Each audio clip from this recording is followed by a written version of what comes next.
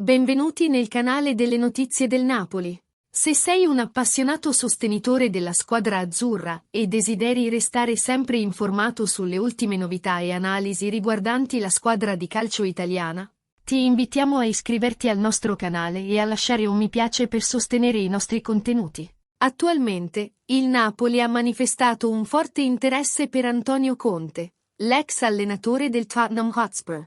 Questa notizia ha scosso il panorama calcistico italiano, poiché il club sta seriamente considerando di ingaggiare Conte come sostituto di Rudi Garcia. Le speculazioni riguardo a un possibile cambio di guida tecnica arrivano dopo una serie di deludenti sconfitte nel campionato italiano, che hanno lasciato i tifosi del Napoli frustrati.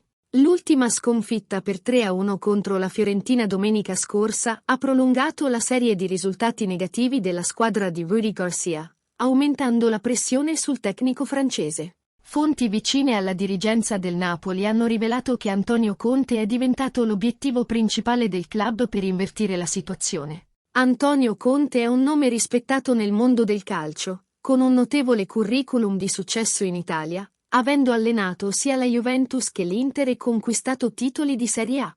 L'interesse del Napoli per Conte è nato dopo il suo periodo al Tottenham Hotspur la scorsa stagione, anche se la sua permanenza in Premier League è stata breve. Tuttavia, Conte ha lasciato un'impronta indelebile e la sua esperienza nell'affrontare sfide in club di alto livello è vista come un'importante risorsa per il Napoli in questo momento. La possibile sostituzione dell'allenatore è al centro delle discussioni interne al Napoli, ma al momento la dirigenza non ha rilasciato una comunicazione ufficiale. Nel frattempo, Rudi Garcia è sotto pressione per invertire il trend negativo della squadra e mantenere la sua posizione.